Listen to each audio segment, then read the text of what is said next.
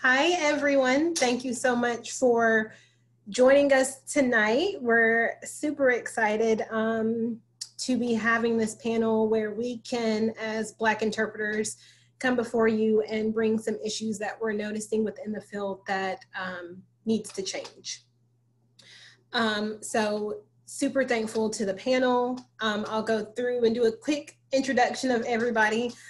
So I'm just going to go in order on my screen. So we have Latoya Childs with us. We have Crystal Hardy. We have Laverne Lowe. And we also have Ambrose Tab. So thank you all for being involved in the panel. Super excited to share some of our concerns. So one of the reasons we're doing this panel, as I previously mentioned, is that there's a lot of things within the field that we've noticed that we're sick of and that need to change. This conversation, I won't lie, it's probably going to be highly uncomfortable. We're going to share stories, we're going to share experiences of things that we have personally been through, some stories that maybe another interpreter has told us that we want to share to let you know some of the things that we constantly have to go through and constantly have to deal with. And I think for so long, some of this stuff, I won't say we've necessarily swept under the rug, we just have not come out and had a conversation like this happening before. It's unfortunate that due to the series of events, horrific events that are happening in the world, that this panel was brought about. However, it's something that can't be put off any longer, and this can't be the only conversation that we have. This conversation has to continue. So like I said, this is probably going to be highly uncomfortable. Some people, you might be like, wait a minute, like I'm in Georgia, I've worked with that interpreter, that sounds like something that I did. It very well might be. I'm sorry if not to be offensive, but it's very important that you're aware of what you're doing, how it affects people, and how it needs to change. I think a lot of people have this view that, oh, well, Black interpreters, I view them as peers. It's not really how it comes across half of the time. We don't feel like peers. And you might say, well, no, not me. I would never do that. Yeah, you know, maybe unintentionally, but it happens. So these are the kind of conversations that we're going to have today. So we're going to go through a series of topics. Each panel member, if they feel like they want to disclose or share something related to that topic. But basically, this is just going to be a big conversation where you guys can be aware of what we go through. So we're going to start with tokenism. A lot of times we get phone calls, and the first thing out of their mouth is, we need a Black interpreter. Before I say that, for the point of this panel, I will be using the term Black or African American. That's how I identify, and that's the point of this conversation. So it's not excluding anybody. It's not trying to make people feel like they're not involved. No, this is how we identify. So I just want to throw that out there. But back to tokenism. There have been times where I've received phone calls and it was, hey, we need, whether they call it a POC or a Black interpreter for this assignment. Or it's, hey, we have an assignment and I think you'd be a really good fit for this job. And it's like, and I'm the person that's gonna say, by a really good fit, do you mean because I'm Black? And then they're like, no, let's just call it what it is. It's highly irritating. It's highly offensive. Can you call me because I'm qualified? Can you call me because I'm skilled? And if culture, of course, if it plays a factor, I get it. I completely respect that. But first and foremost, can we make sure that the person that we're calling has the skills to do the job and not just be calling them because they're Black? So, panel.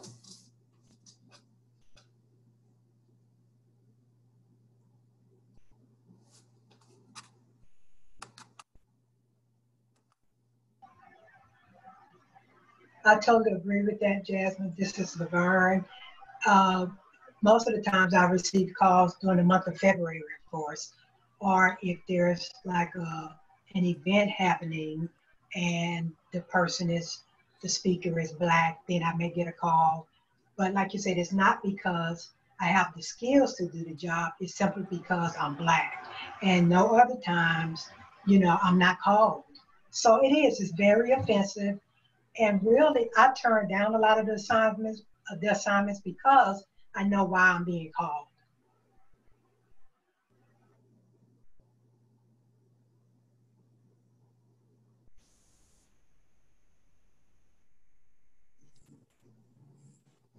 Hi, it's Latoya, and I completely agree with that. It's oftentimes that we are thought of to go to these particular assignments.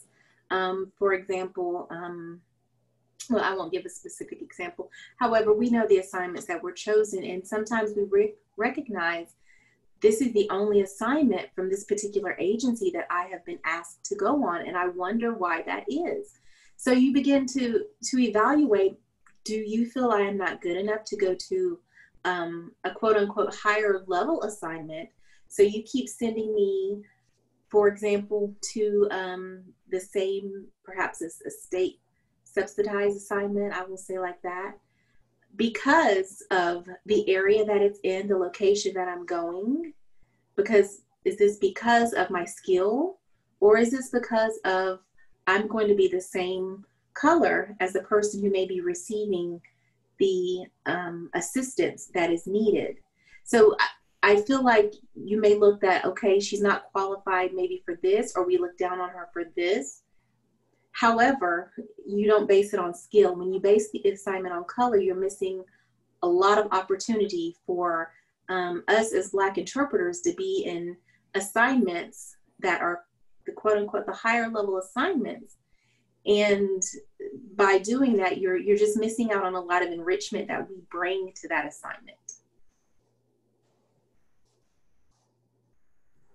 Right, and sometimes in the realm of professional development, we'll hear from agencies or individuals or groups of folks who are asking us in coded language to present on topics that we don't often hear about. And usually that means culture, diversity, issues dealing with POC, as everybody likes to call us, and I'm Black, I identify as Black. And so there's a lot of coded language asking us to present on things and not coming straight out and just saying, I want you to present on this, as if we don't have a wealth of experience and knowledge and other things to bring to the table. So that's very insulting. It can be a little bit painful as well, because again, we all have, especially us on this panel, we all have a wealth of experience, knowledge, skills, training. We bring a lot to the table, and to only be asked during Black History Month or whenever you see the CEU, what is it, PP, the power, privilege, and oppression, trying to get CEUs for that, and all of a sudden it's, where are my Black interpreters at? Where are they? I haven't seen them in a while. Where have you been? You want to call me then. But there are other things we bring to the table more than just my skin.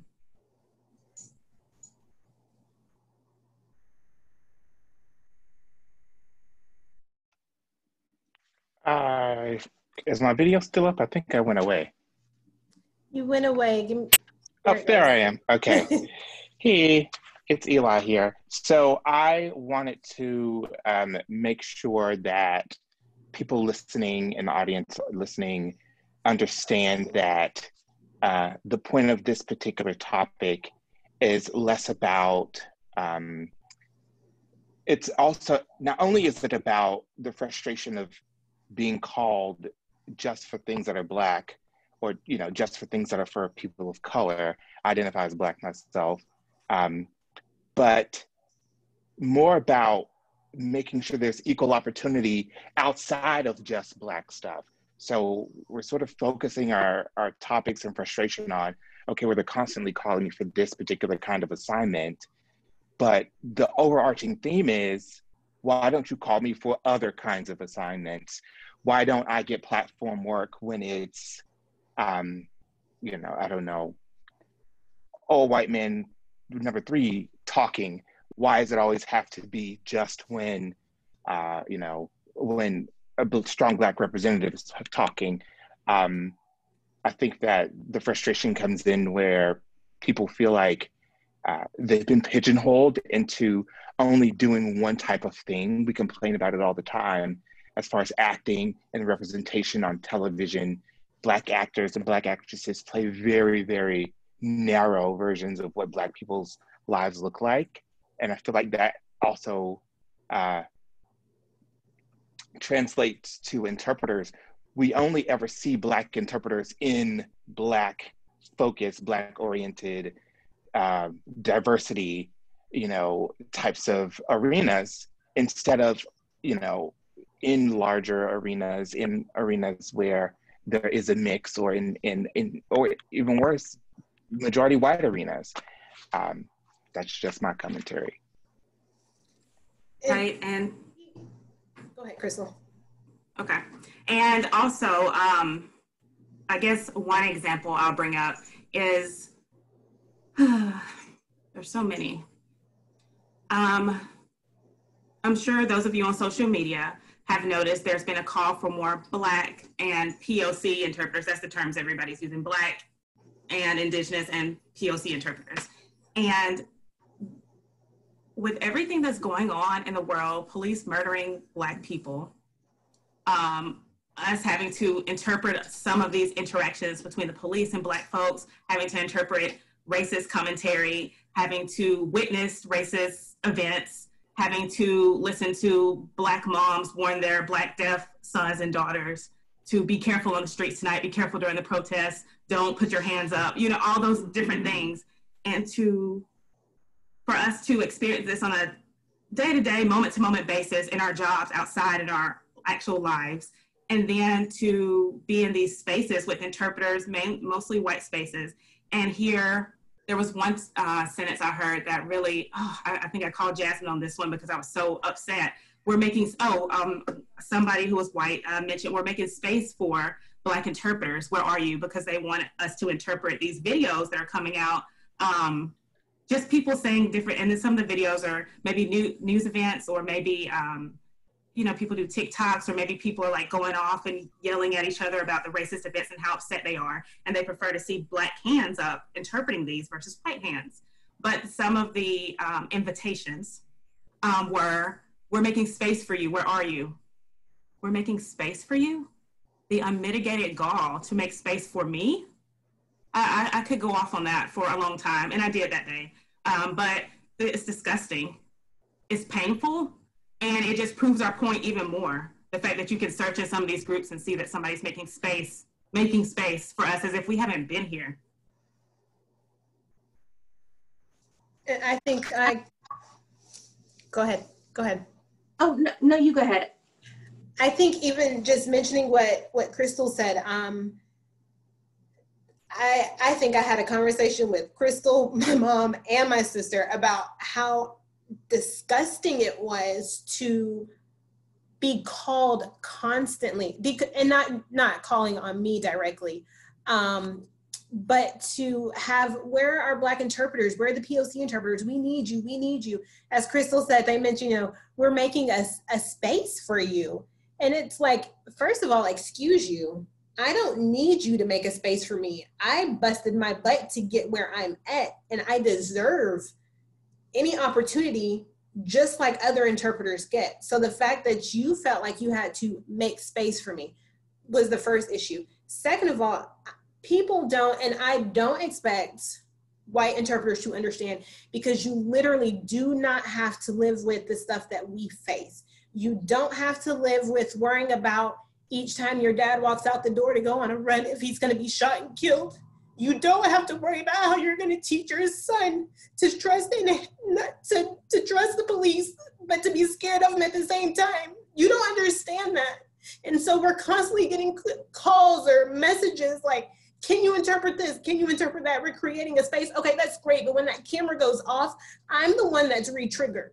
I'm the one that has to figure out what in the world I'm going to do with this. We have these events that are happening. We have our own personal lives going on. And then on top of that, mind you, a month ago, 2 months ago, 3 months ago, y'all weren't looking for us. But all of a sudden, oh, where are all the Black interpreters? We want y'all. No. And I did a video, and I regretted that I did it, because I did not know what to do afterwards.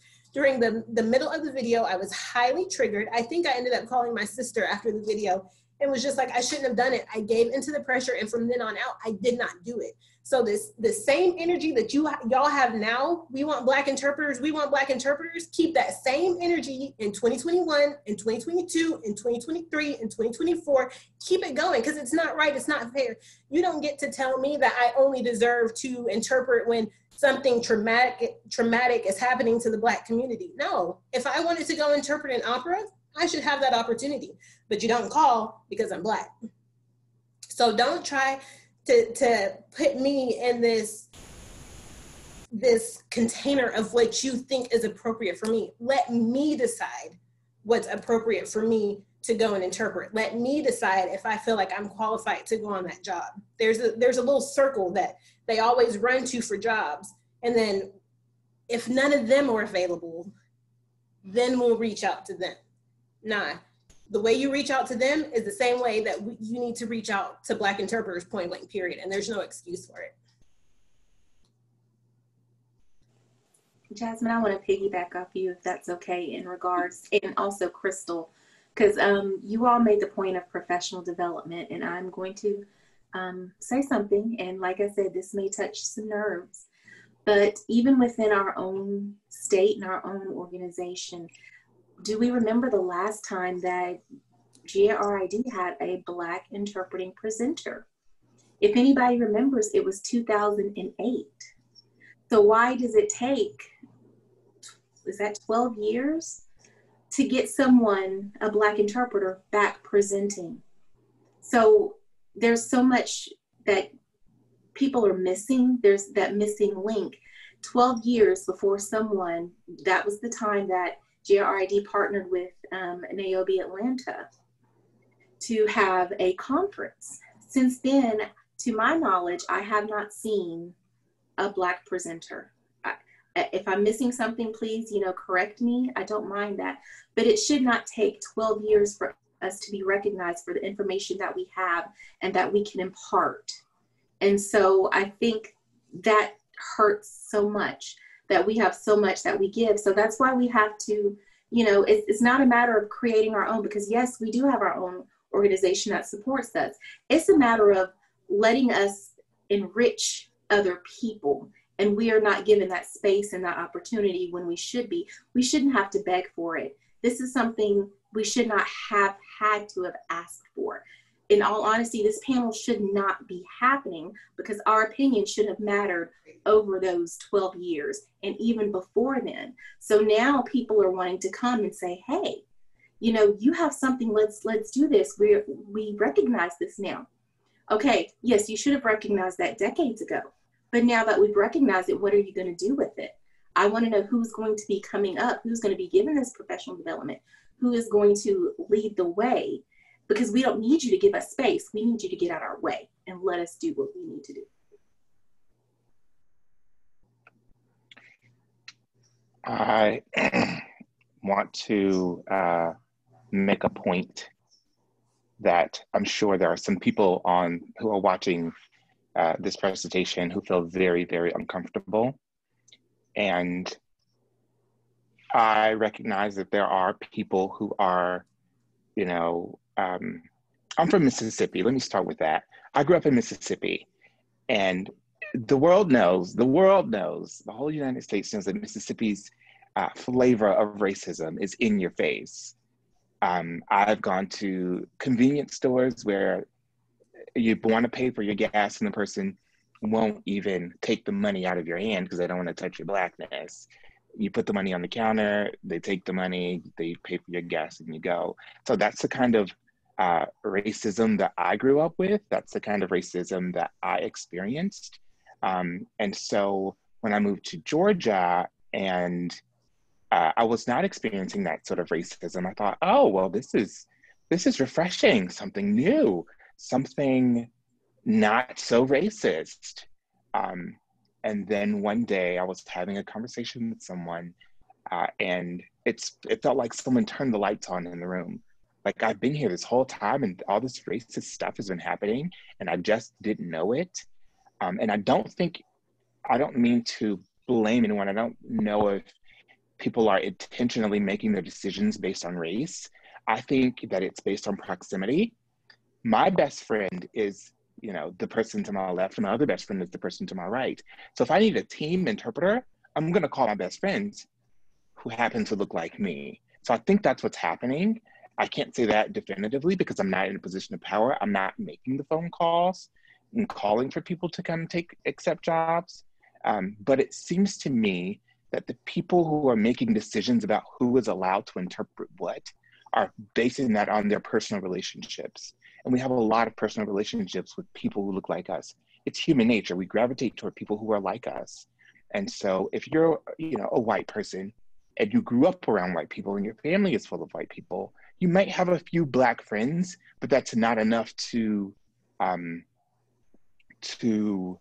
supersede your or our human nature to reach out to things that are comfortable, things that we're familiar with, people who look like us. And so as a Black interpreter, the problem ends up being that if white interpreters and white people are in positions of power, if white people are the people who are making the phone calls from the agencies, putting in the requests and offering up the work, you're much more likely to offer that work to people who look like you. I hope that makes some sense. Well, do not allow a factor of proximity to give you a pass on anything. We are all, none of us are immune to social conditioning. None of us are immune to being biased and prejudiced. And yes, Eli grew up in a place that has this overt racism. Now, Georgia, I mean, they're your places, but it's mostly insidious and covert in lots of different places. It's disgusting. But so yes, proximity is a factor as well. But again, because you may be biased or have biases and prejudice, that does not excuse you from doing the work and making a more intentional effort to be better, to do better, to make the phone calls, to maybe look and say, on my roster, I do not have any Black interpreters. I know one, just Jasmine. There's gotta be some more people. Let me reach out and find more. How do I recruit more people? And how do I do the work myself and not send another Black person in my place to do the work? Because people love to do that. They love to go find a sister or brother somewhere and send them in my face and say, hey, can you ask the rest of your Black sisters and brothers if they want it? No, come to me, step to me, talk to me. I'm here. So proximity may be a factor for sure, not discounting that at all. Also, that is not an excuse to continue with your behaviors. It means that intentionality is required. Doing the work is required. Having restorative conversations is required. Work is required. You need to figure out how to do that work. Uncomfortable conversations have to happen in order for it to change. You have to be aware of what you're doing.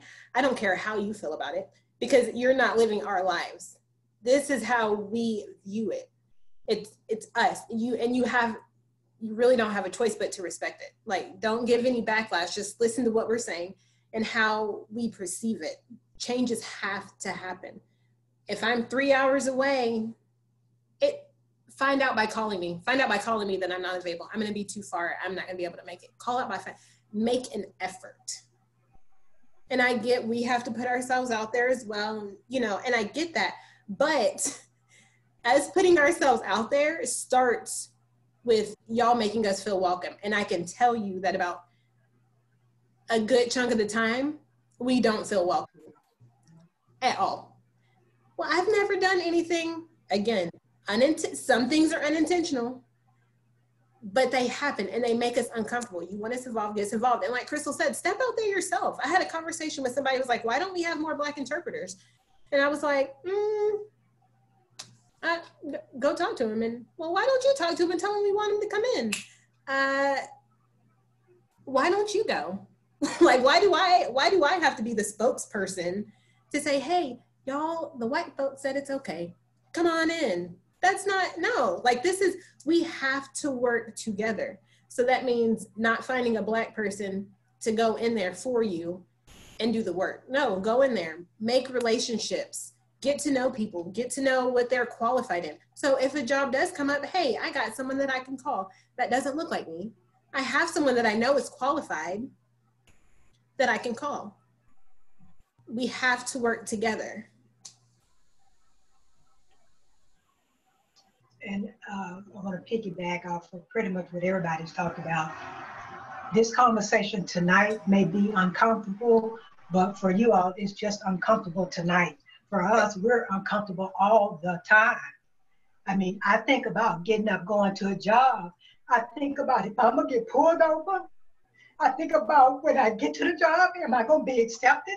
Only because of the color of my skin. And then when I get to the job, the deaf person is telling me that this non-POC interpreter has been talking about me, not talking about my skills, you know, calling me a warm body or calling me the chief interpreter. So we have all these demands before we even arrive to the job, and then we got to get to the job and deal with y'all bull crap. And I'm sick of it. I've been in this field for almost 20 years, and I am sick of it. And before I took it, but now you're going to see the nice nasty. So you're going to either get a look, the nice nasty look, like we're going to talk about this later, or you're going to get the black look. Don't go there with that crap anymore. I am tired of it. I'm not going to turn down jobs anymore because I'm afraid of how I'm going to be accepted because of the color of my skin. I am tired of it. I have busted my butt in this field for years, and you are no better than what we are. None of us are perfect. All of us are striving, and we're there for the deaf consumers, not there for you. To piggyback off something Mom said, she mentioned all the demands that we have before we actually go into the job. And I think that it's important to discuss this because a lot of times, I know for me, if I get a request, now this is not for, let me say, we get not everybody is racist, so don't come at us with that. We're not all racist. We know that everybody's not, we get that, we know that. There's a very small chunk of white interpreters that I feel comfortable teaming with. No issues. When I wake up in the morning, there's no pressure. There's no worry about, oh, if I wear this head wrap, they're going to be like, why are you wearing that? That's not professional. Well, first of all, I'm going to wear my head wraps. Let me just throw that out there. So if I go to any future jobs, don't come at me about my head wraps because you're going to get that look and then I'm going to have something to say. So there's a small amount that I feel comfortable working with. There's a huge chunk where when I get that request, I'm like, oh, like, because I already know there's going to be something. When you sign this, your pinky finger went to the right, just about 2 inches too much. It should have stayed about 2 inches to the center. Or, you know, when you were interpreting, your jacket kind of flew open a little bit and that just wasn't perfect. There's always something. So not only are we dealing with what's going on in the world, this is pre-getting to the job, okay? We're dealing with what's going on in the world. We're, man, and let me add this. It's not just the hearing interpreter. It also comes from the deaf clients as well. So 2 factors. So we're doing all this, driving to work, like, man, if they say something like, I just can't, and there have been times where I've called my mom, my sister, Crystal, and been like, y'all, and I don't disclose any information, but it's a person, and I am not looking forward to this at all. At all. And it's sad that I have to feel that way going into work. So I'm dealing with everything that's going on in the world. I'm dealing with life in general. I'm dealing with just the nature of the job, and then I got you. And your microaggressive comments and your microaggressive attitude. Boo, I don't got time for it. I don't have time for it. And then when we say something, it's like, oh my God, that angry Black girl. You know, no, I'm frustrated. I'm annoyed. The emotions that you see on this screen tonight, it's not because we're those angry Black people. No, it's because we're frustrated. We're sick of this crap. We have to deal with it, and we've had enough. We've had so many behind the scene conversations amongst each other about like, I'm sick of this, something has to change. And now it's coming out, and it has to come out. So we're kind of shifting gears into microaggression sometimes it's unintentional. And sometimes, honestly, I'm driving home and then I'm like, what the, can we go back? Just give me like 5 minutes with this interpreter. I'm not even gonna lie. Some of y'all should probably be glad that you haven't got popped yet. It's just by the grace of God, and I know that I need my job, so I know that I literally cannot put my hands on you, keep my job, because I'm gonna go to jail. Because some of the stuff is just flat out disrespectful. And I think maybe before you've maybe had the balls to say that to some people and it was okay. Or they didn't say anything. I'm not gonna say it was okay, but they didn't say anything. We in a whole new era now. We are calling stuff out. We've dealt with it. We've talked, like I said, we've talked about it amongst ourselves at the job, after the job, whenever a text message, whatever. I'm going to start, and I'll just speak for Jasmine. I'm going to start calling you out on it because I should not have to deal with extra stress from you because you don't like me for whatever reason, because half of the people I team with, like, we don't have a personal relationship like that. And I don't know, like, if there's really something just going on within you or whoever it is, but regardless, like, we have to start saying something, and we're going to start saying something. There have been times where I was at work. There was one experience that I had. I was working with a deaf interpreter, and the first few assignments before that, there was another interpreter that was there. So the race was off balance a little bit. So there was two Black clients and then 3 white clients. And so then I went to the assignment. So it kind of set it off to where it was 3 Black and then 2 white. And so apparently one of the clients was more vocal when the Black interpreter was there compared to the white interpreter. And so after we finished and they had left, the deaf interpreter looked at me and was like, wow, it's so much better to have a Black interpreter here. They were just so much more vocal because we had a Black interpreter, and da-da-da-da because of Black interpreter. And I stopped him and I said, can we acknowledge the fact that I spent years and a lot of money getting trained in what I do? Can we acknowledge that I'm not exactly sure in that situation. Race did play a little part, just some of the terminology, I'll say maybe, but can we acknowledge my skills first? Maybe, can you not just make it seem like everything went well because I was Black? Like, can we, and this deaf interpreter, amazing. Oh, please call me out on my privilege, let me know when I do. And I know that, he was not trying to intentionally say, it's only because you're Black and that's why everything worked out so well. But that's how it came across. And I didn't appreciate that. So, like I said, I let him know that. So, panel?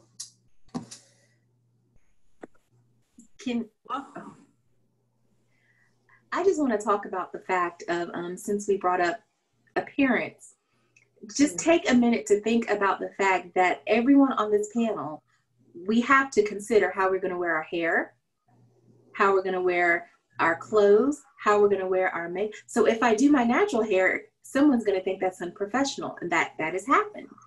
Yes, I went into my assignment with my fro. I sure did. Oh, well, did you have to wear your hair like that? Yes, I did. You may not want to ask me that question again a second time. So it's the little things that, or that particular shirt doesn't match with your skin tone, is contrasting. I was in a pastel yellow shirt. I am not yellow. So it's the things that are observed and commented on. And it makes me wonder, would you say that to a non-POC interpreter? I'm sure they wouldn't. And so why do you feel that you have the right or the entitlement to say that to us? If we are coming into an assignment clean, professional, then why are we automatically assume that we need some feedback regarding our appearance or regarding the color of the shirt that we wear or the lipstick that we wear. So check how you give your quote unquote feedback, because by coming with that, that's not feedback. That's giving me your personal preference on what you think I should look like. So just, that's something that I want people to really be conscious about. If there's something unprofessional about the way someone looks, address it. But if it's your personal preference, just keep it to yourself for those 2 hours that we're working together, and let's move on. And you don't ever have to work with me again, and I'm okay with that.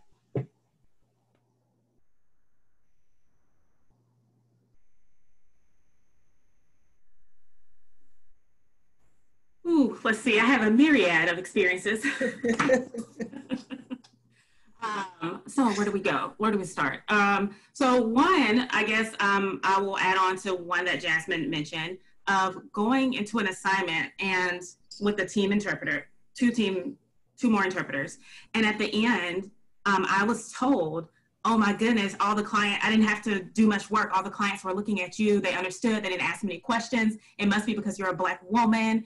They revere you as like almost like a Black mother, and they respect you so much, blah, blah, blah, going on. And I'm literally sitting here like mouth open, just like, wait, what? I literally have gone to school for 5 years for mental health. For mental health training. I spent lots of money, lots of training, deaf mentors in English and in sign language. I've been working, and you diminish all this down to me being a Black woman? How insulting. Yes, there may have been a cultural factor due to the topic that was there, like Jasmine mentioned, probably some terms here and there. And also, again, because all of us are different, we bring a different cultural experience into the room. So as you know, when you take a message and filter it through your own brain and your own experiences, things might come out a little tad bit different. But I mean, to take all of that and dilute it to me being a Black woman, and this is a situation, I didn't speak up, like Jasmine and Latoya mentioned speaking. I didn't speak up. I think I was so completely I thought the assignment went well, just like everybody else, but I think I was just so completely shocked. Like, wow, I think I was just driving back home like, what? And then you almost start questioning yourself, because that's how microaggressions work, right? Especially when you're not talking to your community. You almost be like, well, maybe, could it have been? And it's just like, no, you did the work. You've been working. You've been here. So that, and then also one that I think I've called Jasmine about before is I've been told by deaf consumers to speak English, please.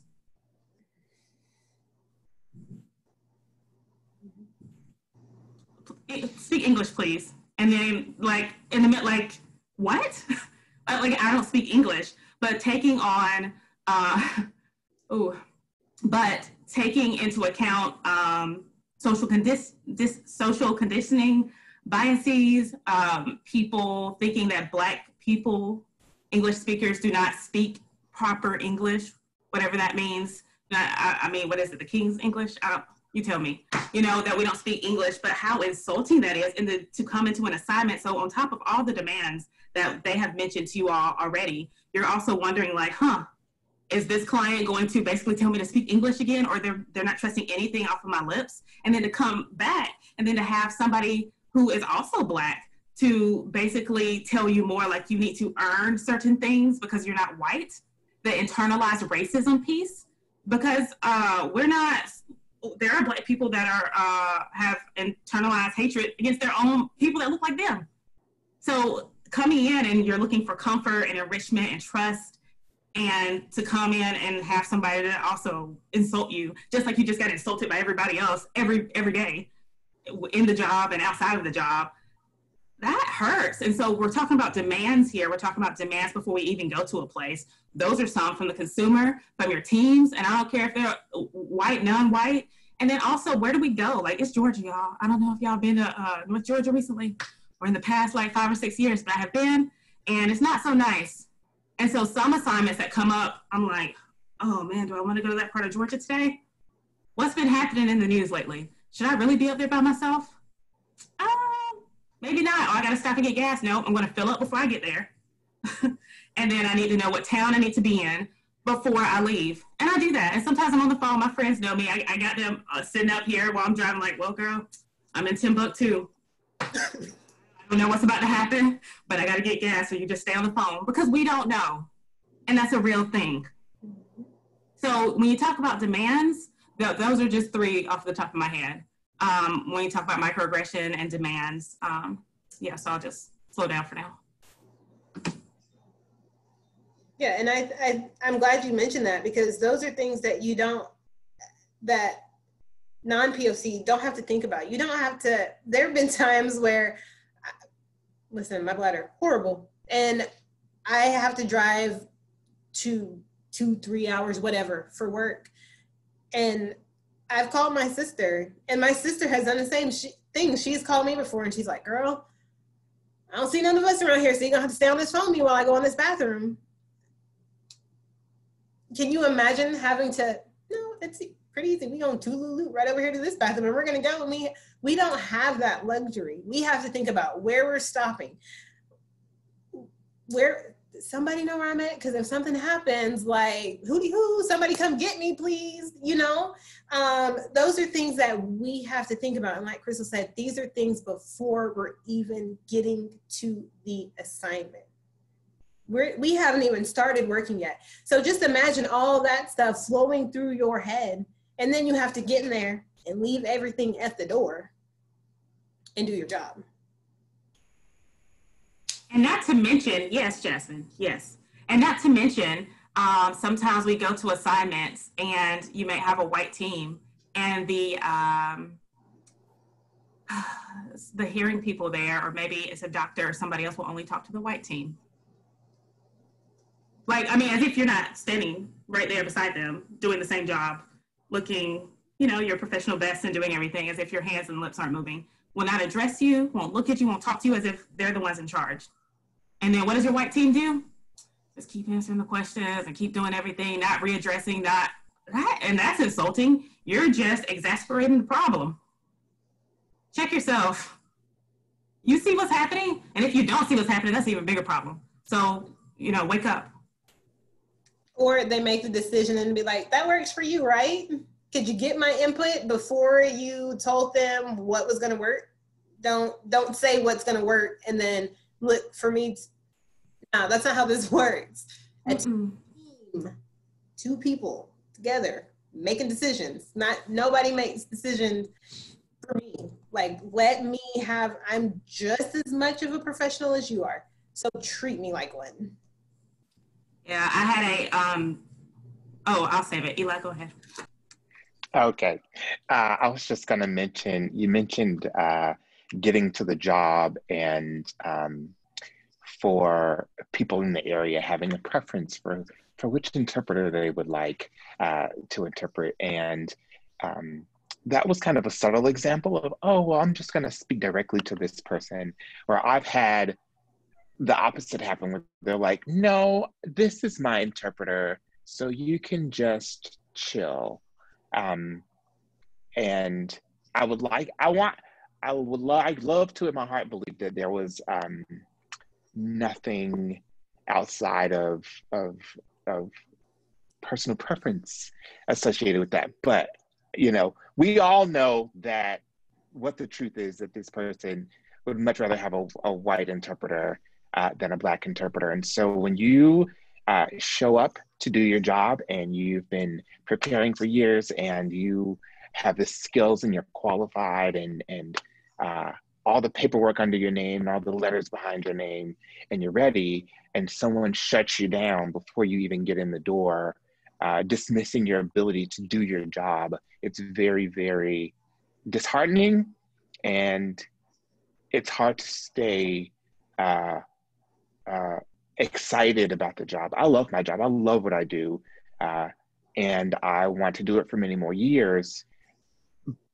But sometimes when you look at the requests and you see who your team interpreter is, or sometimes when you look at the request and you see where you're going, there's an extra layer of frustration or an extra layer of labor that comes with, okay,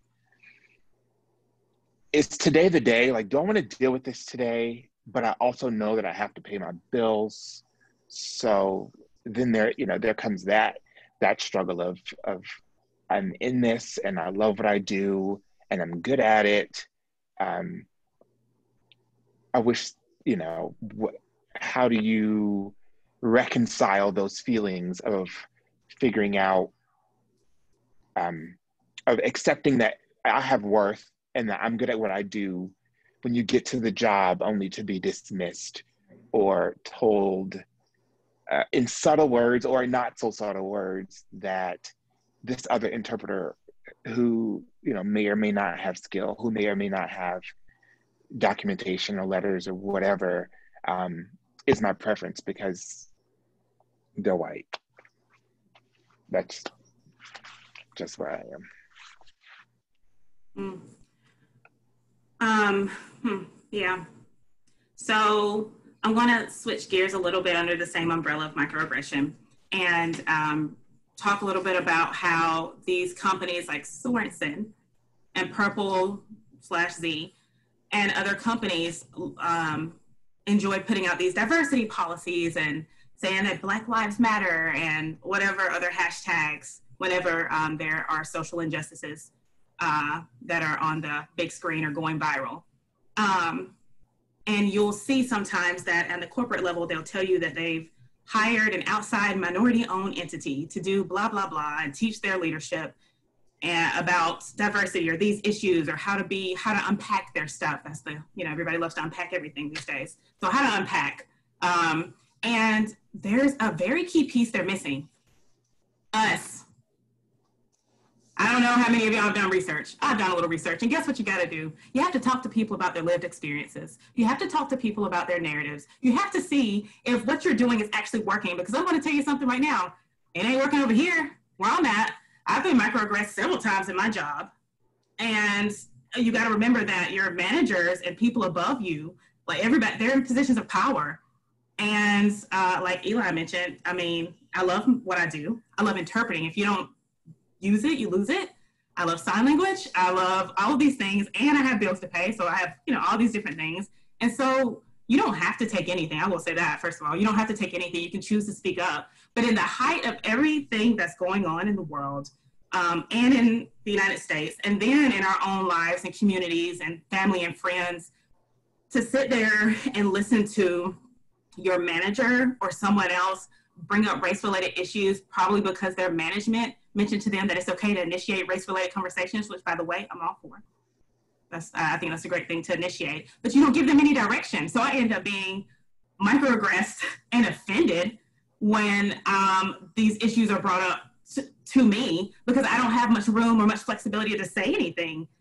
Because at the end of the day, I just got through interpreting this awful part of this protest, or this somebody calling their mom because something had happened at a protest, and then you're coming up to me saying things about me being Black, or not knowing how to approach me or how to talk to me. And it's just like, and I'm supposed to do what? You want me to, do I need to add more to this conversation or challenge you on that or something? And you're putting the onus on me? Well, I just think that a lot of these companies are irresponsible, especially the ones that we work for. They're irresponsible with what they're doing. It's not just minority. Just because you hire a minority-owned business, you need to make sure, first of all, they're actually doing the work. You're putting the money where it needs to go. And there are grassroots organizations that are doing the work that y'all are not even looking into. And then you're not even making sure that this race-related initiated conversations and all the things that need to happen are actually doing the work or making a change. I haven't seen the survey. I haven't seen the meeting. I haven't been involved in anything. You don't know. It just looks good to you. And I guarantee in about 2 months from now, I won't see another email about this minority-owned company that they've been working with at leadership and how they love everybody and hashtag this, hashtag that. I won't see it anymore until February, or until another Black person is killed by the police, which might happen right before that. It's disgusting, and we see you, and you're messing up really badly. You're not being accountable to the people that you say that you're trying to be accountable to. It just looks good, and it's not okay. And when you have companies or organizations for us to call so we can get the emotional support we need? Can you make sure they don't look like the people that are triggering us? Can you make sure they don't look like the people who are displaying microaggression towards us? Can we have some people that not only get it, but get it? I think that's the part. I don't want to sit here, no disrespect, but if I've gone through something, if I've had, as a matter of fact, let me take my no disrespect back. If you take it offensively, you take it offensively. A hit dog's gonna holler. If I sit there and I've been through a situation with a non-POC interpreter or client, whoever, and I need someone to talk to, I should have options. It shouldn't just be, I have one Black person that I can go talk to, or I have to go and call and talk to these people that don't look like me, that try to give me advice about something that they're never gonna get. Because let's be honest, you're never gonna get it, because you don't have to live this life that we live. So companies need to do a better job of not being diverse, but actually having diversity. One person, one Black person, one POC person on your team does not make you diverse in the slightest bit. Like, I will look at you and laugh if you say that's diversity. You need to have true diversity. There's a difference, a huge difference. Does anybody want to add anything before we shift to our next? Okay, so I want to go back to something that LaToya mentioned earlier. She was talking about clothing. And that kind of leads me into the ITP programs. I can't remember the last time there has been a semester where I have not gotten a phone call, a text, or an email from a Black ITP student that has said, Jasmine, I don't know what to do. My professor is showing obvious signs of racism, making microaggressive comments, things that I do, they nitpick and just nitpick about. But when the white students do it, it's okay. They tell me that I can't wear Black. If you look at our lovely interpreter Matt on the screen, he has on a Black shirt and you can see him clearly. So please stop telling us that we can't wear Black, okay? Stop. When ITP students, whether you're a mentor or you're a professor, if you are not Black or POC, quit telling them what colors they should wear, because you don't know. It's obvious, because you can't wear Black. We can see the interpreter on the screen clearly, and he is wearing Black. You say, only wear white. That doesn't work either. I put on a white shirt up against the background before, and I was a floating head. It does not work. Don't tell me or any POC Black ITP student what color they should be wearing, because it's quite obvious, and it has been proven time and time again, that your suggestions, they're not gonna work. So, panel?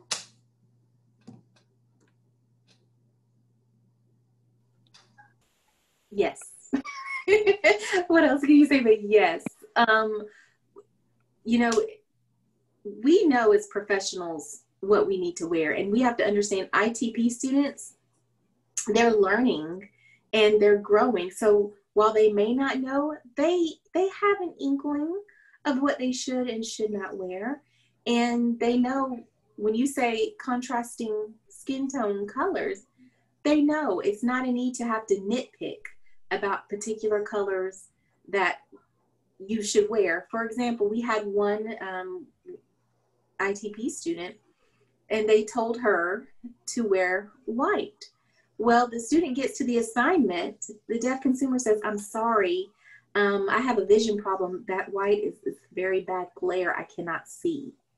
And you have to respect that. First of all, I don't believe that, don't dictate the colors that should be worn. And we also know, okay, we're interpreters. I got 3 shirts in the back of my car. But just know that I don't know what it is about that control factor of determining what should be worn and what shouldn't be worn. But give them the guidelines and let them follow those guidelines and make that decision for themselves. And we're all going to come professional. We're all going to be ready to interpret, but don't dictate as if this is law that this color should be worn for your skin tone. That's my 2 cents. Yeah, I actually have an interesting story about the perspective of professionalism when it comes to Black interpreters. So just because the history of America and how, you know, Black things that are majority Black or things that are culturally Black have always been seen as less professional, as more casual, as more less appropriate for formal settings.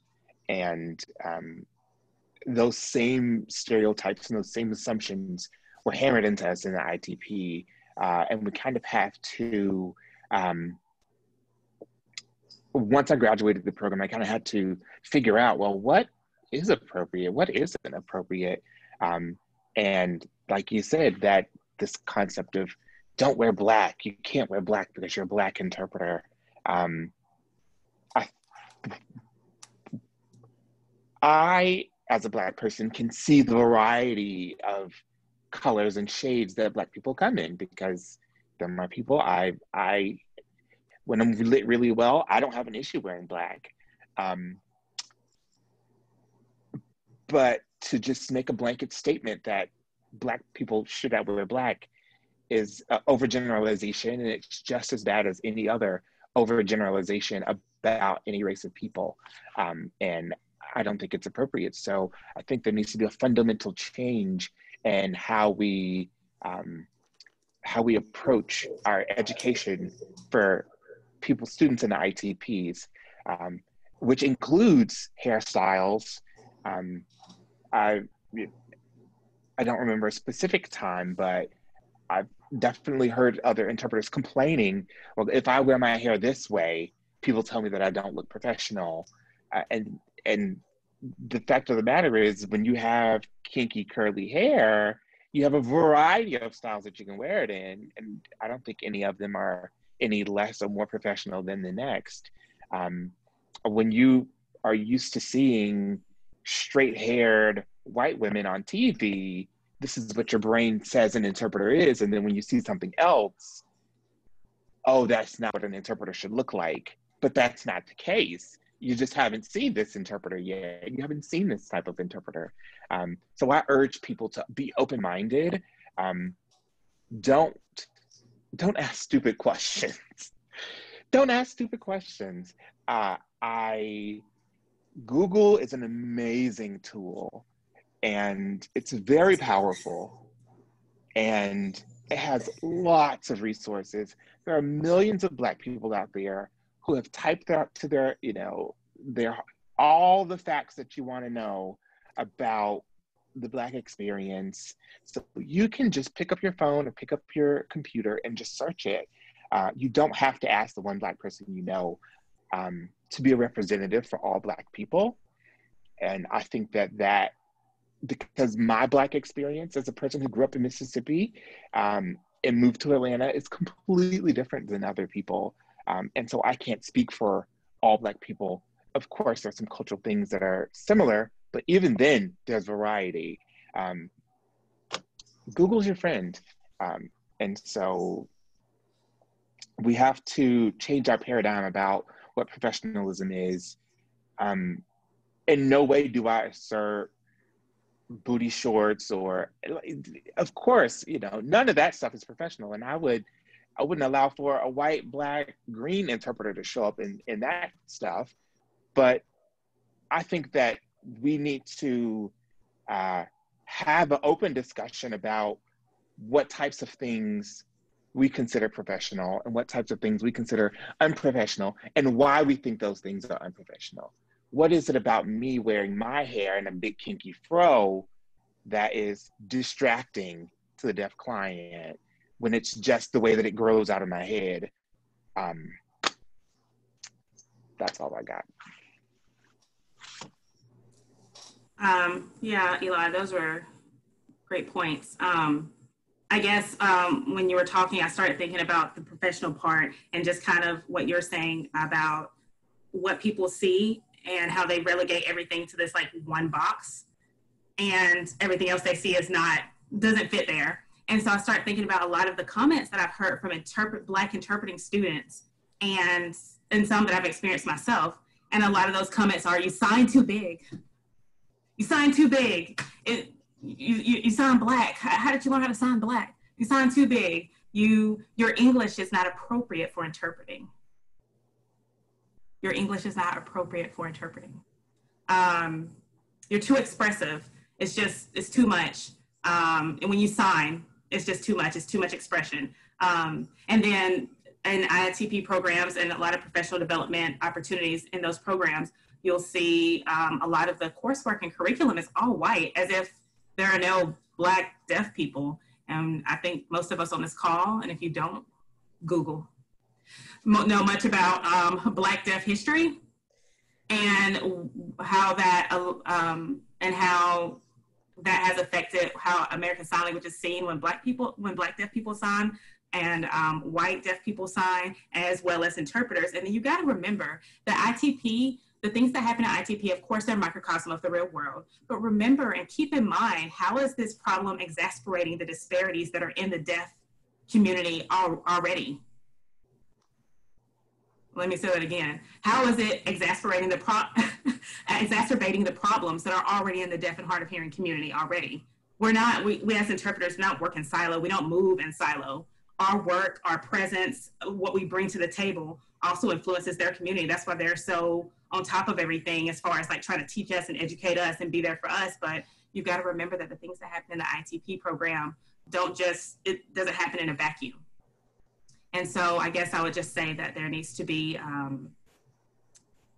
more, I hate using the word diversity here, but there needs to be more intentional effort to make sure that curriculum and classwork and professional development opportunities are diverse and actually represent what is out there and not what you've seen growing up.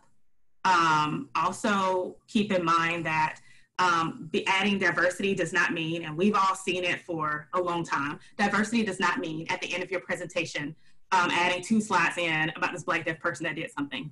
I mean, I was just part of something last week, I think it was, and at the end we got to rush through, and all of a sudden you're like, oh yeah, there's this person that did this in 1860 and 1962, as if they were the only 2 people who did anything, as if their work was not integral to the work that is established now, and as if you just got to add this thing, check, did it, I did my job. No, you didn't do your job. It was horrible, and you're doing a horrible job representing the true diversity of who all is out there. And also, when you show videos to students, again, you're picking 1 or 2 deaf folks who are not non-white, but you can integrate so many enriching videos and signers and people that live here in our own communities into these programs to teach and to show the diversity and the rich experiences of all of these cultures. So I just think that ITP programs, there are a lot of issues, obviously, but this is one area that you can do better in. And especially here in Atlanta, you have a lot of people here that can help you do better if you just reach out and do something. And don't just add 2 slides at the end of your presentation or at the end of the lesson or at the end of the semester and think that you've done your job, because you haven't.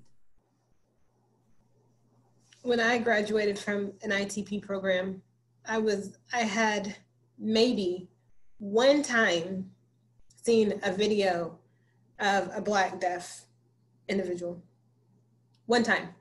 And so after I graduated, I started working at Sorensen, and a Black deaf popped up on my screen, and I about had a whole panic attack, because for so long, all I saw was white hands. I knew how to interpret. I knew how to voice for him. I knew how to, and then it was this whole like, what in the world? Like, this is like a whole nother world out here that I was never exposed to during my ITP program. And that's unfortunate, because when, for example, my sister mentioned that when she mentors, she already knows that the ITP programs are not going to expose the students to Black death. So she takes that on as part of her responsibility. White mentors don't do the same thing. So some students or mentees, they don't get that same opportunity if they don't have a Black mentor to expose them to Black death. So I definitely agree. The resources, the materials, the curriculum, that ITP programs, the instructors, and the whole thing, it needs to be more diverse. You have to put in people. I was like the only, I think there might have been one other Black female in my ITP program. And we were definitely not the only two that had issues with our instructors. You know, over the years, it was tended to be a pretty common problem. Hearing the complaints and things like that, even after I graduated and was mentoring students from my ITP program, the complaints and stuff are the same. You know, we never see Black hands. You know, they nitpick about everything, whether it's clothes, whether it's my signing style, whether it's like Crystal mentioned, they said I sign too big. They say I'm too expressive. You know, we had to list the name of 6 apples and I missed one and they counted the whole thing wrong, but they didn't do that for the other students. So yeah, ITP programs. Oof. So while we're talking about ITP programs, let's kind of move over to mentorship. Latoya, I know this is one of your babies.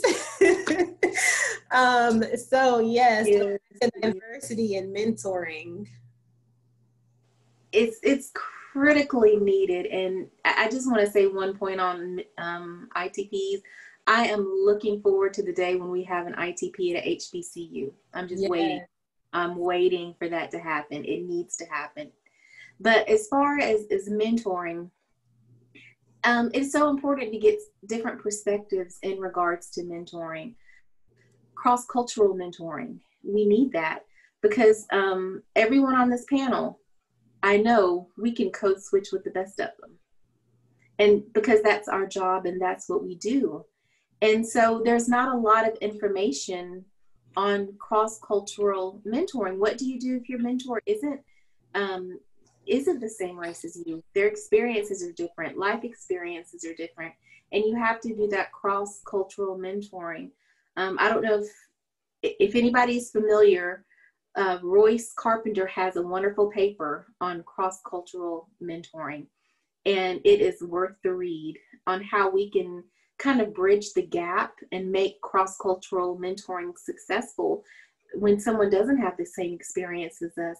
But I also want to emphasize the importance of having a mentor who does have the same, who looks like you, who has the same experience as you. So when you have that horrible moment, and it's going to happen, that you can go to someone. I want to know that I can go to someone who looks like me and I can express myself. Or you have this consumer who appreciates you because of you sign so expressively and your signing space is large, and it's appreciated because you are matching them as the consumer. So we need mentors. We need those to bring us into the field. And it's not just mentoring within our community, it's mentoring other people of other races. Because when you work with someone of a different race, you gain that experience and that enrichment that you did not have before. So when we talk about mentoring, it's not just mentoring with someone who looks like you, but we need to have that dynamic of cross-cultural mentoring in order for our skills to grow. And it actually makes us more cohesive as a group. And I think that it fosters respect when you have that person who you can mentor who doesn't look like me, and you still have the one that does. You bridge a gap there that needs to be really bridged.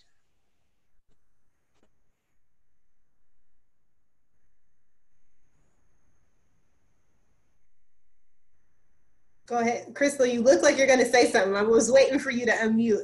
I thought you were going to say something. Okay.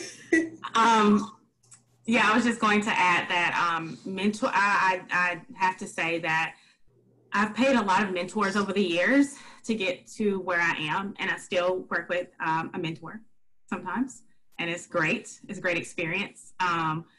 But also, it was interesting switching over to white. I had white mentors in the beginning, and then switching over to Black mentors, and it was very interesting. It felt we were able to discuss the nuances of the situation, of the interpreting scenario, and things that came up. Just it was different, and maybe it's because the comfort levels were different. And when I say comfort levels, I guess what I'm referring to is life experiences, being like, oh, I've experienced this before. I may not know what to do with it, but I can at least acknowledge. Adjust it. I can at least acknowledge. Will someone mute their mic, Anna?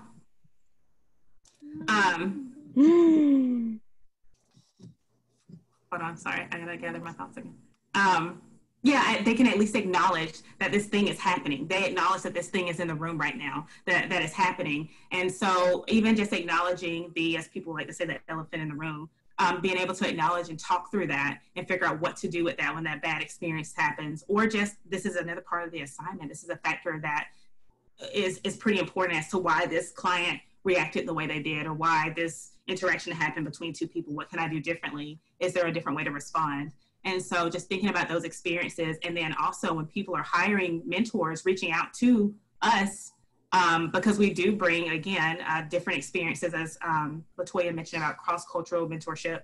We all bring different things to the table, and it's not just to somebody that looks like us, but a lot of you all are having mentoring programs and starting stuff and contacting people in different states, and not even reaching out to people that are in your own backyard and that have mentoring experience and has read a plethora of articles and been to trainings and things like that, and can offer a lot more. So not just, so I guess I'm just emphasizing the point of not just mentoring somebody on your own, but also to the gatekeepers and the people that are in charge of the mentorships, or asking people to go into the community and find mentors. We're here as well. And so, and it doesn't have to be just for a Black student or a non-white student. I think it's important, the local NAOB chapter shouldn't be the only place where students, or just anybody who's a Black interpreter, has to reach out for mentorship. They should have those options available at any company or organization who offers mentoring services. And I think it's important to remember there have been times where I've gone on an assignment and literally for an hour, all I heard was, Black people ain't shit, ain't never gonna be shit, never was shit. All they do is kill each other and gangbang. Another interpreter I know had somebody, a white person, pop up on their Sorensen screen and say, oh, cool, nigger interpreter, you nigger interpreter. So as a white mentor, if you have a Black mentee, how do you help them process through situations like that? That's something that you've never faced. It's not something that you've ever been through. Granted, even when I went through it, and I've been interpreting for a while, I had a hard time processing it. What do I do with this? Like, what, okay, yeah, working out's not helping, glass of wine's not helping. I've then cried to my mom, my sister, I called my supervisor, like, it was a whole mess. So if me as a Black female, a Black person, was struggling processing that, it's probably impossible for you to help them process through something like that. So we're not saying, again, we're not saying if a student is Black, it means they have a Black mentor. No, but they pair them up, like Latoya mentioned. They need to have somebody that they can go to. They need to have somebody where they can work through those emotions. And I say process it, but it's really just figuring out what to do with it. Yeah, and so that's a really great point, Jazz. So also in those mentoring situations, even if it is your mentee, you can still refer out. I'm a therapist. We consult. We have supervisors. And guess what they do when something reaches past their level of competency? I know so-and-so here, so-and-so here, so-and-so here. You go reach out to them. You know, you can I'll send an introductory email. Maybe you can have a conversation, because I know on a daily basis at my VRS job, I get called N-word. I get called, I get people telling me about their Black nannies they had growing up. I have somebody telling me about this Black lady that took care of them for 10 years and how they love them so much, but haven't seen them in 50.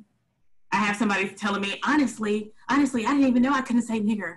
So I used to sign it all the time, but then I learned, and I'm sitting here just like, I am at work. What is going on here? Can I what options do I have here? And what do I do? Because I'm stuck in the middle of this, and this is my weekly experience. This is my experience, Crystal, this is me, this is my experience. And so I go to my mentor or whoever and talk about it, and it can be cathartic, or it can just be, I don't know what to tell you.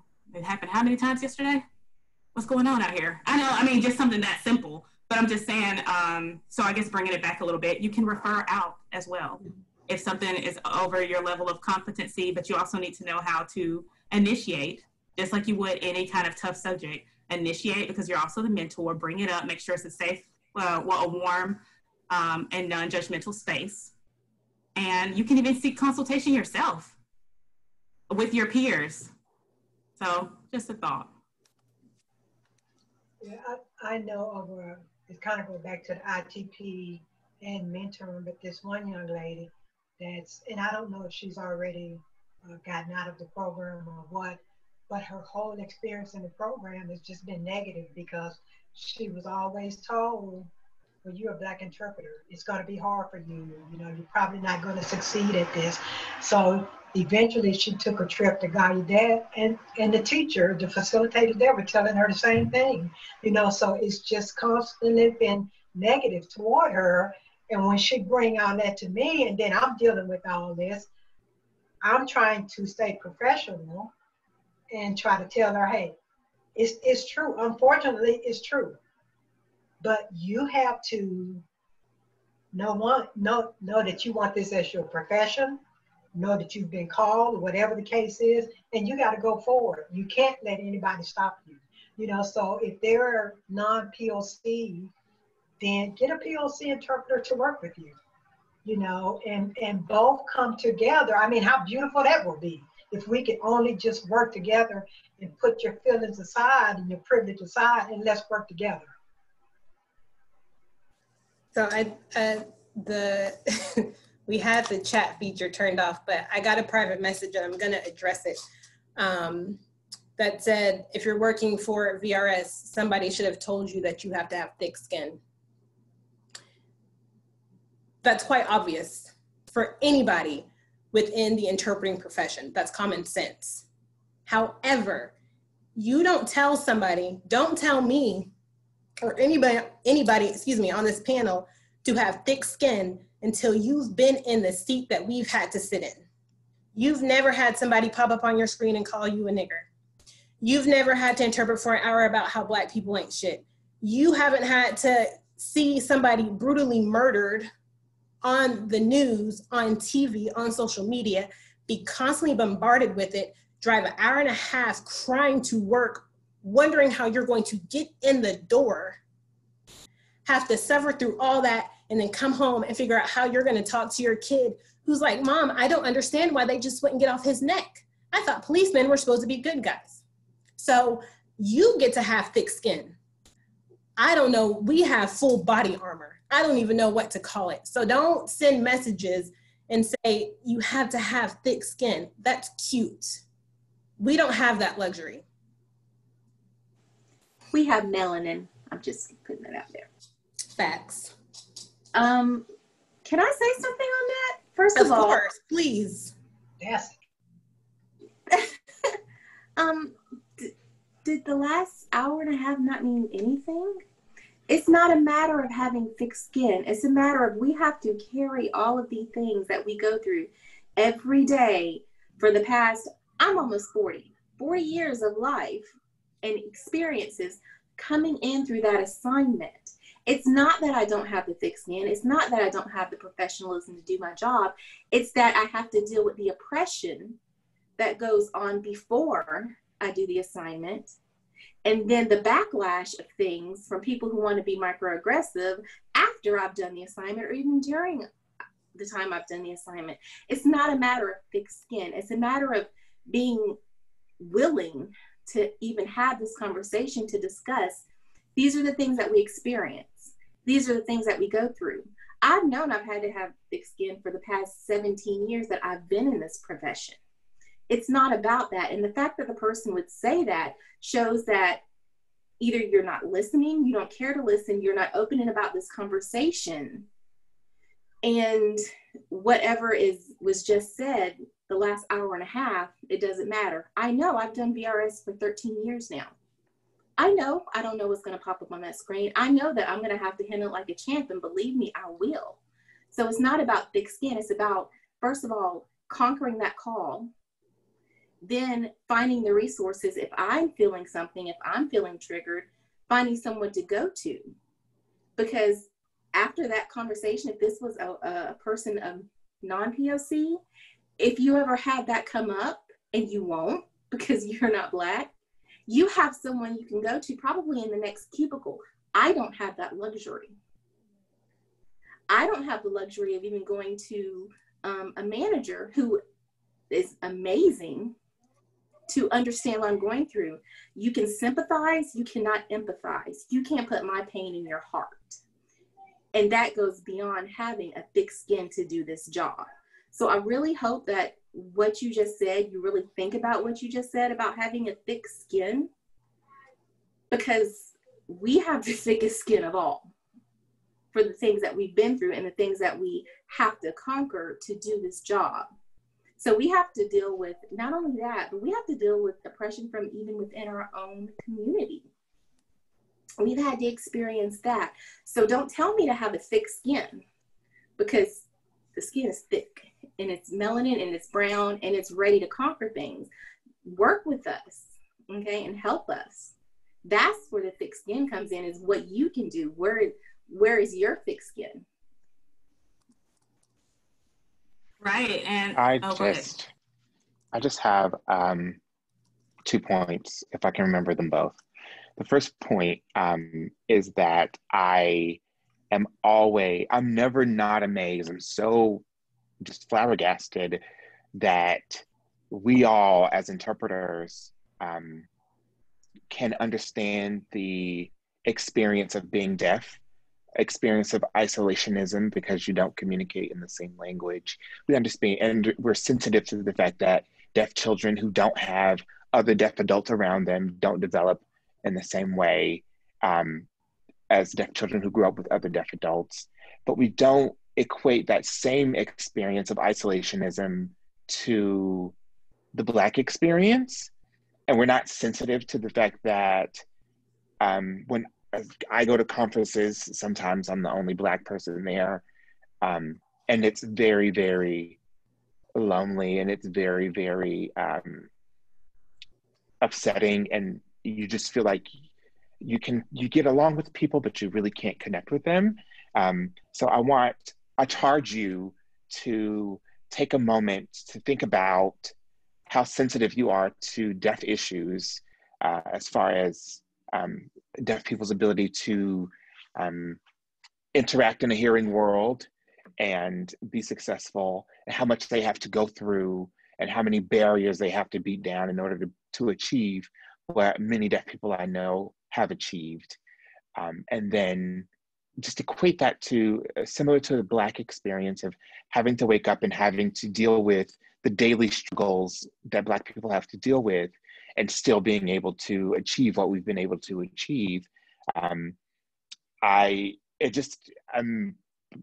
never not amazed that people who are so sensitive to one minority's struggle are not sensitive to another minority's struggle. I had a second point, but I told myself I'd not to forget it, and I forgot it. I'll come back to it. There's a resource. Well, I think of it as a resource. Understanding Deaf. I think it's called Understanding Deafhood by Patty. That's Paddy Ladd, Ladd. It's more focused on deafhood, but Patty Ladd does a fabulous job of showing Black. I guess you could say the Black movement. I can't remember the wording he used in the book, but just Black people's struggles over time and paralleling it with the deaf movement and over like all over the world. So that is a book. I'll put that in the chat if you haven't read it. It might behoove you to read. Maybe it will build some compassion or at least some understanding at bare minimum. That was a beautiful point, Eli. Another point that I was going to bring up is, when we're at work, on the topic of thick skin, when we're at work, working, especially in the midst of everything that's going on, don't come up to us as a team, as a manager, as a colleague, talking to us about the news and about somebody being murdered on the news. And I am working. I am literally sitting in my cubicle. I am working. Why are you talking to me about something I just cried about for 2 hours? Why are you coming up to me telling me about this this Black boy who was murdered by the police and telling me all these feelings and asking me my opinions while I'm at this assignment? I just walked in here. The lack of awareness. I mean, my goodness, it's all you can do not to blow up in front of the consumers as somebody is questioning you and asking you questions. I am working. I am trying to work. I do not have any more synapses left up here for your mess. Leave me alone. As Eli said earlier, Google is your best friend. There are lots of think pieces, lots of vlogs, lots of information so you can find out somebody else's opinion. I am working. Do not interrupt us while we're working. And when I say working, I'm not talking about literally working. I mean, I am at work. I'm in an environment where I've got to stay focused on this. It's a very emotional experience, and I'm not asking you to get it. I'm asking you to respect it and to do better, be different.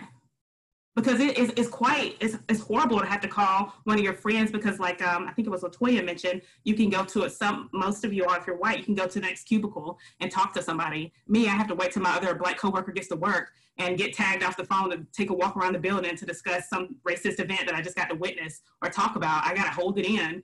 But yet y'all are coming to my station asking me about Black Lives Matter or somebody that got killed and how horrible it was and blah, blah, blah. I'm doing all I can to hold myself together to do this work. I mean, everything that I can, everything.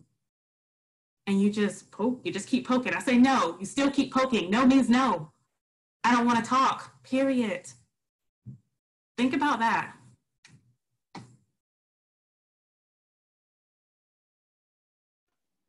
I just want to make a point. I realized what my second point was. So I have another 2 points now. The first point is to piggyback off of Crystal's previous statement about Black Lives Matter, the Black Lives Matter movement, and police brutality. I believe in action steps, and people keep asking me, what should I do? What should I do? I want to do something. I want to help. I want to do something. And I want to impress upon all the other interpreters, white people who don't have the Black experience, who are watching, that whenever you see something tragic that happens on TV, it's a trauma for us. And you would never ask someone who just experienced a trauma to relive that trauma, to sit down with you at work and talk about their trauma in an open space as if that's okay. I need a moment to breathe, to decompress, and to think about and process all of what just happened to what could have been me or my brother or my cousin or my child. So right now during this Black Lives Matter, and I know that people want to help and people want to be helpful and they want to come to their Black friends for advice. My advice to you is to give us a second to breathe. Let us process, let us figure out all the feelings that we have on the situation, because I can't advise you yet. I don't even know what to do. So let me give it a second, just wait. So that's my first piece of advice. And secondly, it's kind of related. Again, liberal white people, some of my favorite people, liberal white people are the main people who are asking for advice and want to know what to do. Those are the people who I want to wait. But also, you can't shape the world based on your own liberal white perspective. A lot of people think that, oh, well, things are better now. I get this all the time. As a person with a disability, I use a wheelchair. And I'll say, oh, such and such was inaccessible. And they're like, what? The ADA passed a long time ago. What, this still inaccessible? Yes, it is still very inaccessible. In the same way, they passed laws years ago that said that we're all supposed to have equal rights in America. We just don't. And we're not treated the same. The fact that there's legislation does not somehow magically make it mean that people who are supposed to follow that legislation are following it. And so that's the reason why things are still inaccessible. And that's the reason why Black lives are still being taken every day. So I urge my liberal white friends to just take a moment and think about the questions before you ask them. Think about who you're asking. If a person had just been raped or a family member had just died, you would not want to come to that person. You would know in no universe would you come to that person asking them personal questions about the event, this traumatic event that just happened. We all understand you need to take a moment to process what happened before you can volunteer advice or information or feedback. And I understand that you're irate. We're all irate, but you don't have the fear that comes along with that. And so that's my point. And I know this is the word. I know for me, arriving at work and, you go in and you say hello, blah, blah, blah. And the first thing that comes to me is, why are Black people destroying these businesses? Why are Black people doing this? It wasn't about the life that was just taken. It was only about, we're awful people because we're just destroying all these businesses. So all these demands that I had before I arrived to the job, I get to the job, and then they're blaming Black people for all of this that's happening, not caring about the person that was just murdered. And it's just unbelievable. Unfortunately, it is unbelievable. But then, so I'm having to go, you know what? I'm not here to discuss that. I'm here to do a job. I need to focus on my job. So just give me a second. And so I'm over here trying to process and regroup and get my act together and start my job and do it successfully. But at the same time, it's like, they don't get it. And you never will get it. So having the thick skin, honey, we beyond thick skin. The point is, this mess should not be happening. We should not be having this conversation tonight. It is ridiculous.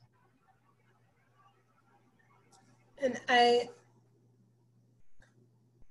go ahead, Crystal. Go ahead. Go ahead, because I just lost my train of thought when I was, traumatic, yes. Sorry, I lost my train of thought when I looked at you.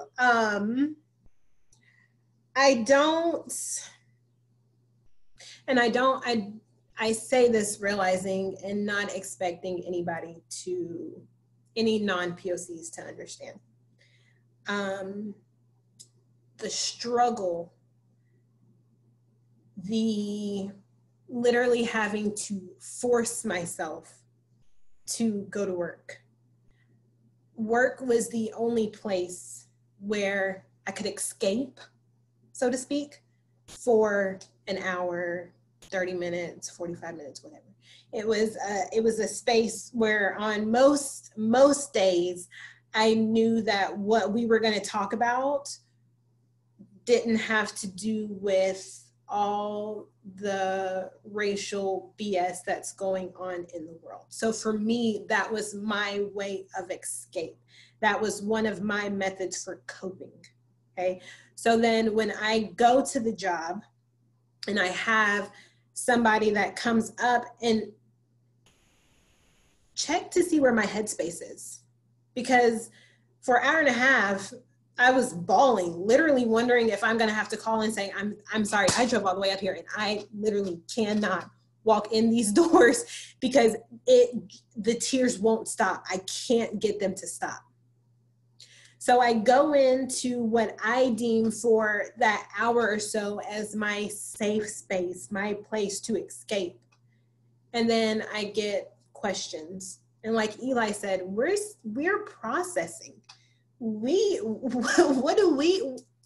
know what to do yet. So I can't give you any answers. So you tell me what you're doing and I appreciate it, but give me, because even if we're actually interpreting or if we're on a break, when we start back, it's really easy for you to flip that off and get back into your zone. It's not easy for me. And it's for us in the slightest bit.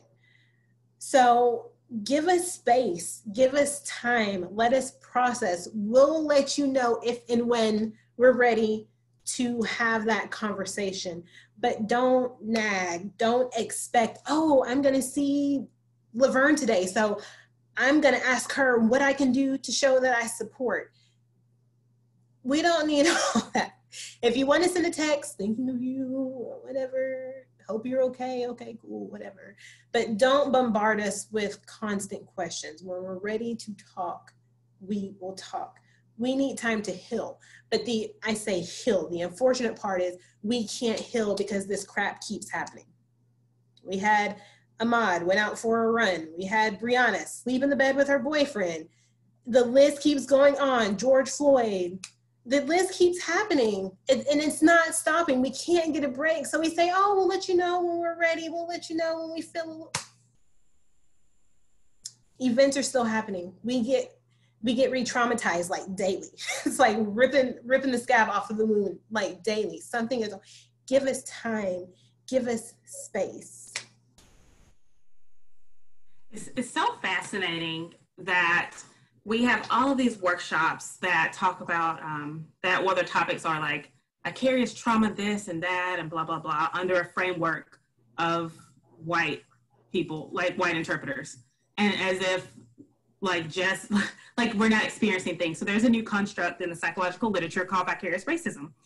And basically it shows that there are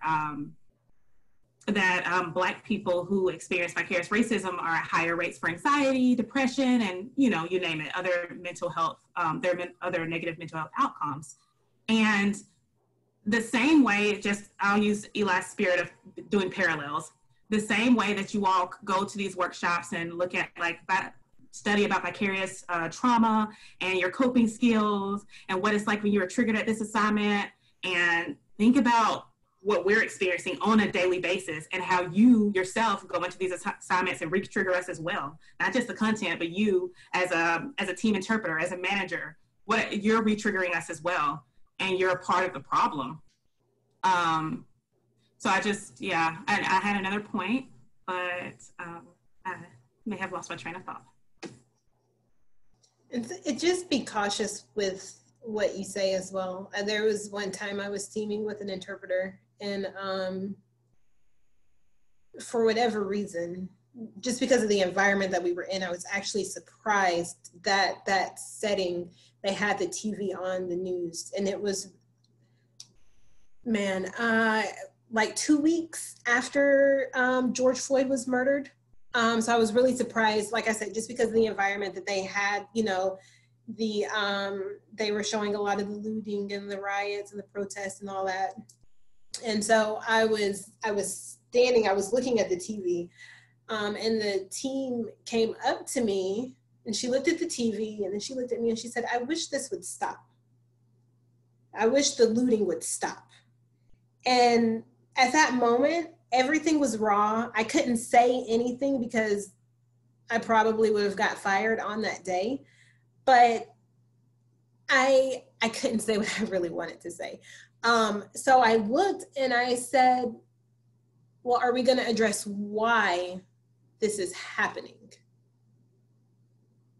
You can't talk about the looting and the riots and the protests because you don't understand. when you described George Floyd, you said a Black man died. First of all, can we identify him as a human being? He was a human being, okay? And he was Black. And he was murdered on TV while begging and pleading for his life. But you don't understand why people are angry. You don't have to agree with looting. You can find some other way of protest that better suits you. And that's cool, but you don't understand because you've never had to live it. It was tried peacefully, take a knee. I was mad, real mad.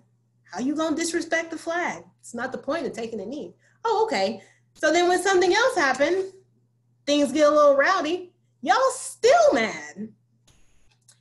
Okay, what you want us to do? Like, it's not okay. Things have to change. It has to change. When you're on the job and you're with a Black interpreter, be careful what you say, because I really wanted to, but I knew that wasn't appropriate and I need my job because I have a kid and bills to pay. Be careful what you say. I was like all the way just, and thankfully we only had like 10 minutes left on the job. So I was able to go, but think about what you say before you say it. Just take a split second to just think about it. Because I feel like if she had really thought about what she was saying, she might have still said it. I take that comment back. I was about to say maybe she wouldn't have said it, but I feel like she probably would have. That's between you and the Lord. But just be careful with what you say. And I guess I just want to make a point and say, I hope that you all consider, I hope that the white interpreters and colleagues on this, that are listening to us discuss and share our experiences and our raw emotions, consider this an honor in a way, because we don't have to do this, but all of us here feel like we have to a certain extent for things to get better, for things to change. So we're being honest, we're being authentic, and we're sharing experiences that have brought us to tears on a weekly basis, if not daily sometimes. So I think it behooves you to be an active listener and to use Google and your other resources to figure out if you decide that you want to change and be better and do better and actually change our profession for the better, to look for resources and actually use what you saw here today and dig a little deeper. And as you all love to say, unpack your stuff.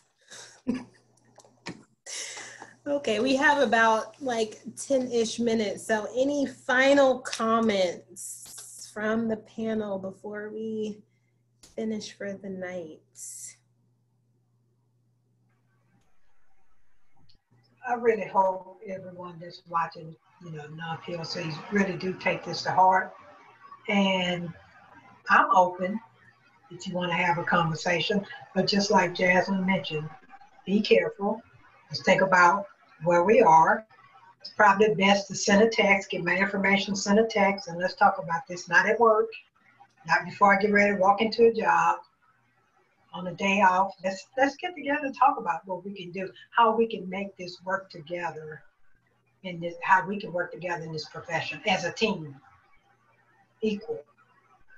Because I bust my butt just like you bust your butt over these years, And when I moved here to Georgia, I was told that I would never become certified simply because I was Black. And that was the exact words. Black interpreters do not become certified. And now she's certified with 2 certified daughters. Watch so me. you know. Watch me. But it's a shame that you have to go through that. It is a shame. So I really hope that they have an open heart and let's really make, not just talk or not just think about, but put some actions behind your words. I want to go with Ms. Laverne on that. When I started the field, I was told, Black interpreters, they're not usually successful because they have a limited vocabulary. So upon graduating ITP, That was told to me that limited vocabulary won't get me very far in the interpreting field. Okay. And we all, I know we've probably all heard something to that aspect of we won't be successful because, and it had to do with our race. Well, we're all here. And we are not shutting anyone out. We are not saying that, better than, less than. It's equal to. That's what we are looking for. And we're having to work to get that. I was always told, my parents raised me, you know what, you're Black, you're a female, you're going to have to work twice as hard to get half as far. I'm willing to work. That's the thing. We're willing to work. We're willing to collaborate, and we're willing to do so many things and to build this bridge that needs to be built so that, we have the interpreting experience that we deserve to have.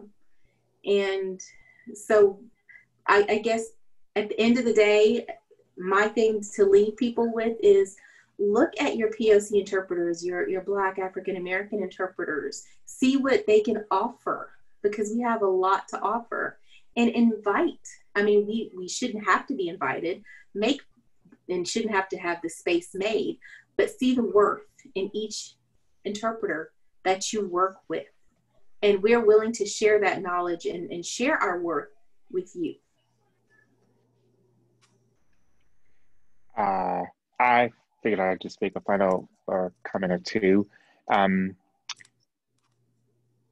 I hope this made some people uncomfortable. I do, because that level of discomfort you had to experience for 2 hours is the daily discomfort of a Black interpreter.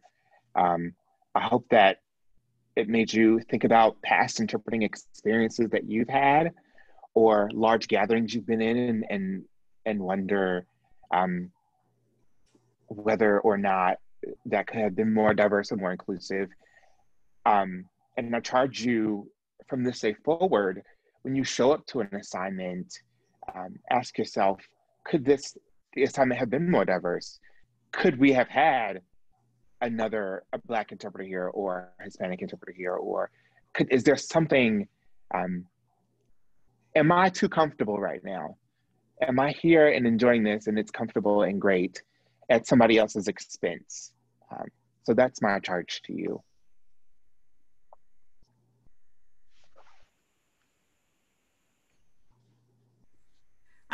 Yeah, I guess I'll just say, again, like Ms. Laverne said, I'm here as well. I collaborate a lot with people on programs and trying to figure out best ways to use people's privilege.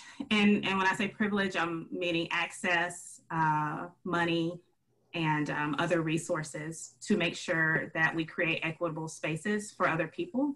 And so, like everybody stated, we're here. We're literally here on this panel for that. And we're also here outside of this. And so if you're uncomfortable or nervous, that's a good starting place. So yeah, go from there. And like everyone said, I really hope that this conversation was uncomfortable. Nothing grows in a comfort zone. Nothing changes in a comfort zone. So if we want to see change, things have to get uncomfortable. We have to start having these kind of conversations. This definitely won't be the last conversation that we have. We have some more work to do. So you will be hopefully seeing this gorgeous panel again. So before we close for the night, I want to thank the panel. Thank you guys so much. I think I bugged and called everybody. So thank you for dealing with me these past few weeks. I really appreciate it. It takes a lot to kind of get out there and share your stories. They're not easy to share. I know that sometimes it can be hurtful, so I appreciate you all joining the panel. To our beautiful interpreters, you guys killed it like I knew you would. Thank you for giving up your last 2 hours to come interpret our session. Y'all are dope. So thank you all for joining us this evening. Erin posted the link for the CEUs and the evaluation in the chat box. So that is it. You guys have a good evening. Oh, and if you have any questions, you can still put it in the Google Forms and we'll get that and we will get back to you at some point in time. So thank you all. Have a good evening.